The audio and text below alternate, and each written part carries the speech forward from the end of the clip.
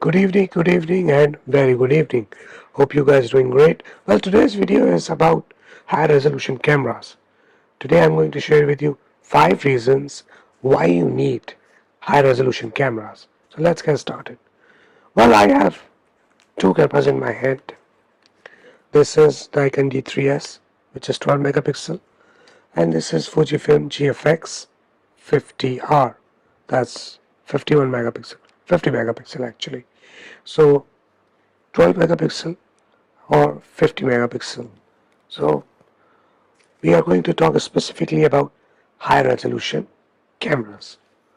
Well, the number one point of you which applies for high resolution cameras is details. If you are shooting with any high resolution camera, you will have enough detail enough detail in the image that even if you zoom down to 200 or 300%, that particular area where you zoom in into the image carries enough detail or enough pixel that you can easily identify to that area. For example, you are shooting a cityscape from a high rise building. So imagine you are at 40 floor, 50 floor or 80 floor rooftop, and you are shooting down to the city, and you are shooting with 50 megapixel camera. So if you shoot it, you can zoom down to still identify the cars, the people, the shop, or the sign mode, or anything. So that's the advantage of having high resolution camera details.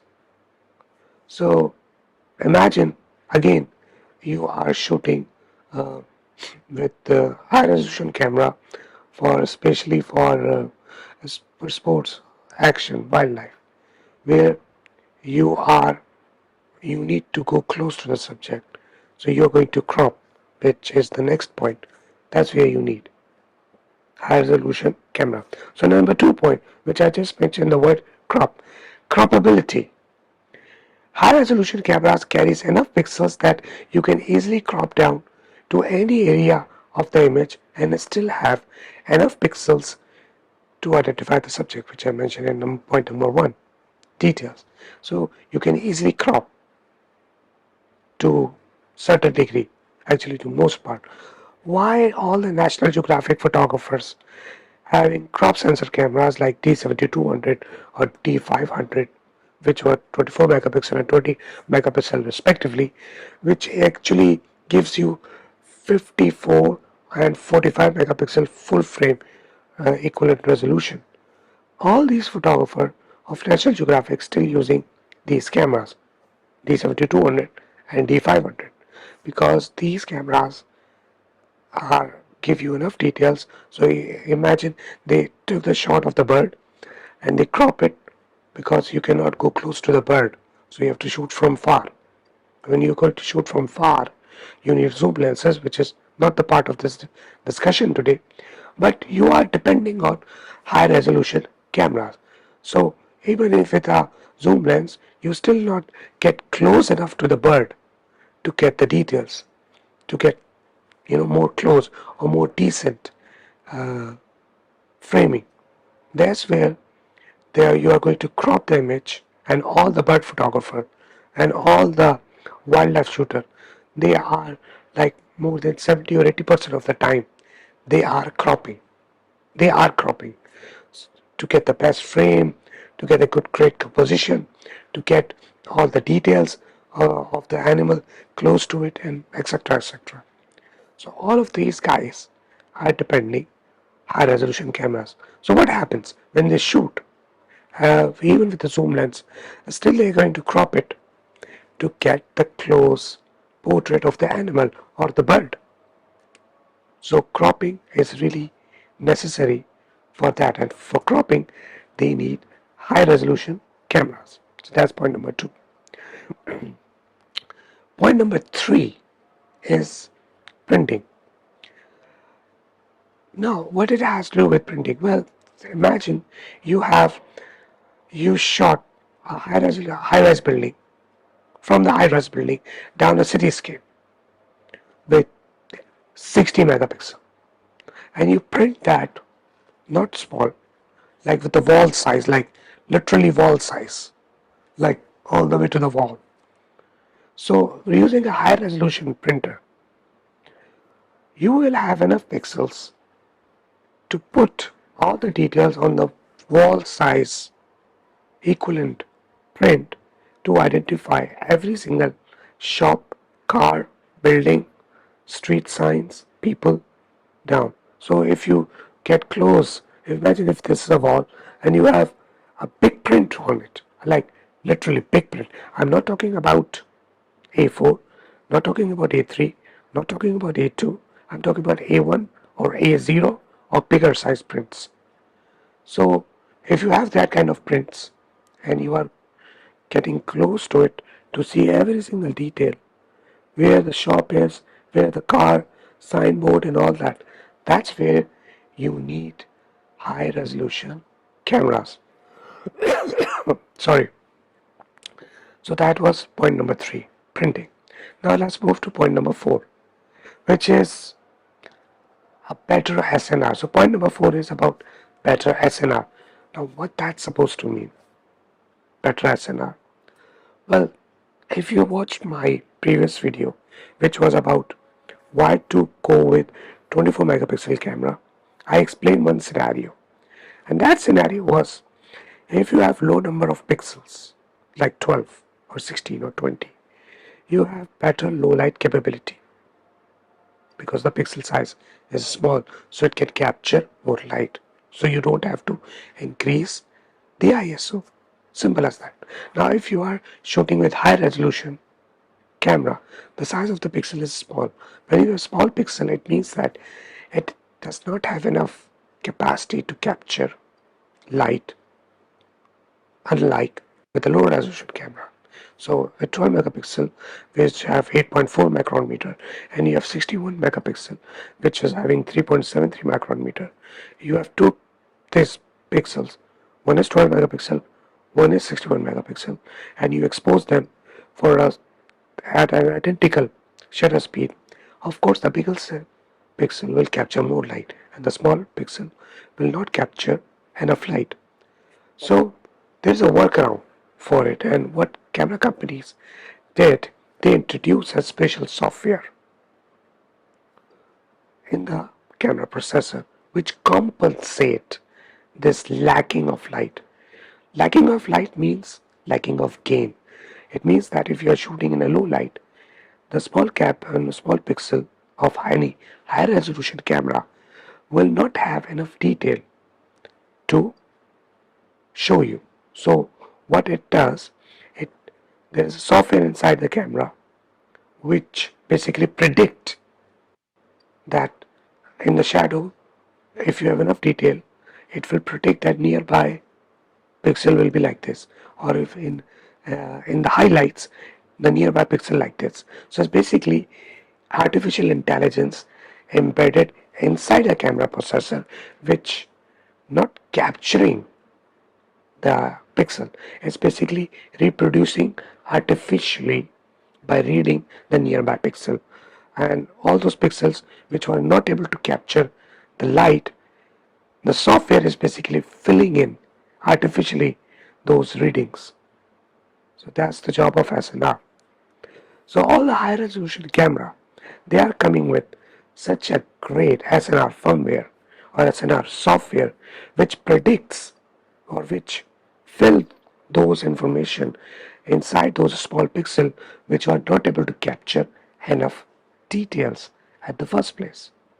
So imagine if the value they have to capture like this big, and due to the small pixel size instead of this they capture only this amount of light.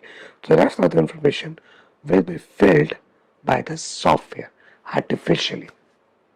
So that's all the high resolution camera are coming with better SNR. Imagine you have Sony A7S,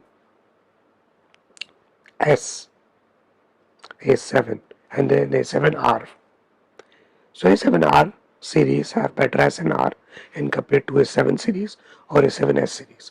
Same goes for Z, Z7, D850, Z7 II, Z9. All these four cameras are having better SNR because they are all 45 megapixels. So it means that their pixel size is small.